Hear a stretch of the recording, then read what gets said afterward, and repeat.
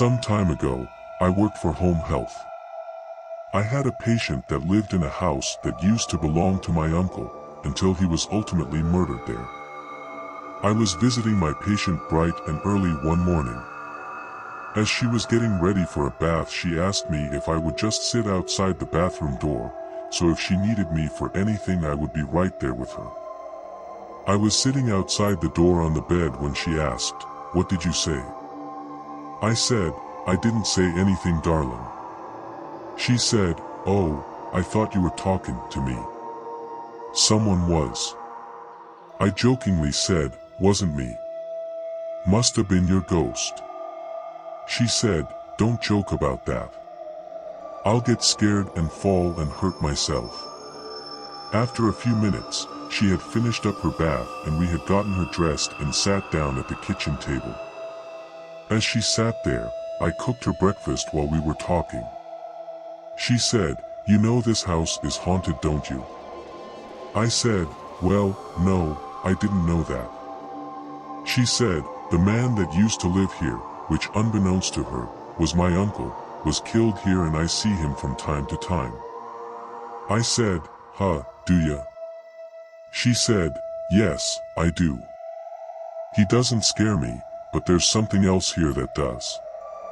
About that time we heard a sound coming from the bedroom. It sounded like something really heavy was dragging very loudly across the carpet. She looked at me and said, "There it is." I looked at her eyes over the rim of her coffee cup and she seemed rock steady. "Well, I'm glad one of us is, because I want to run for my life." We hear it a couple times throughout this visit. Before she was no longer my patient, we went on to have dishes move and rattle in the draining rack, water running, phantom knocking, voices, etc.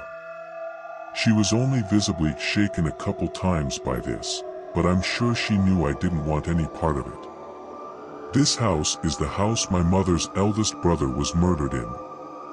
Shot in the face while resting on the couch with a .30-30 shotgun which was wielded by his own brother.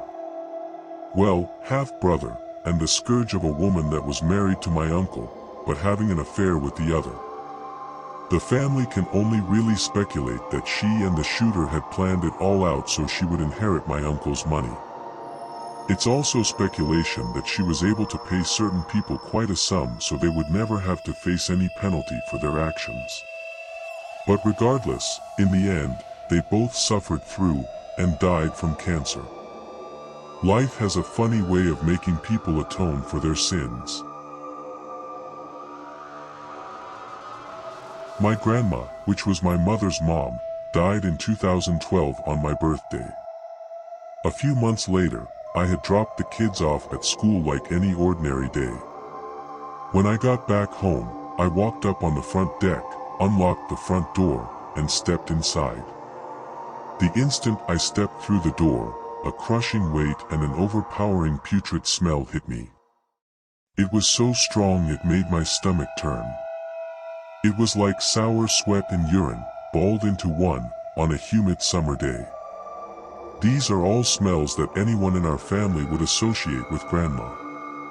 She didn't particularly like me, so any reason for her to visit me post-mortem would not be a good one. I instantly backed out the door, and pulled my phone out of my pocket and called my mother. After a second or two I had her on the line. I told her what was happening, and I said, "I'm going to put you on speakerphone and you tell it to get out." She said, "Okie doke." And so it was. I turned the speaker on, set the phone down on the table next to the door, and stepped back out of the house.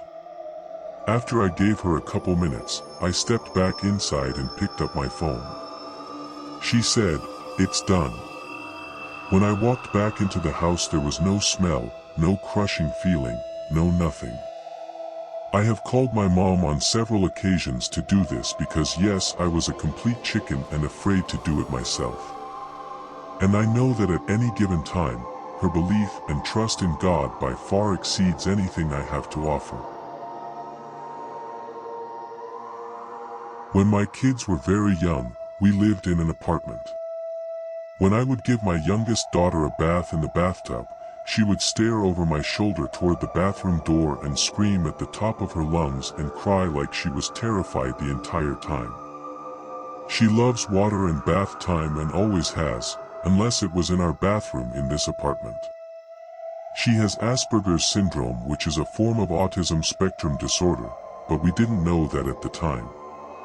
I do believe that kids are more capable and susceptible to perceive the supernatural, but what about those with these kinds of affliction? Do they see what we are taught to ignore?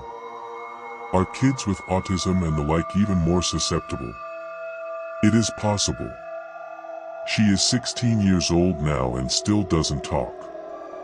In the house we live in now she cries a lot, alone in her bedroom. Maybe she is still seeing what the rest of us are choosing to ignore.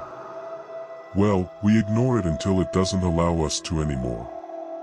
Sometimes it's in full force and we can't deny it. Those are the times that we are able to share our stories with the rest of the world. If you have a true, scary story, and would like to hear it on this channel, please submit it to SinisterFido@gmail.com. Until next time, stay sinister.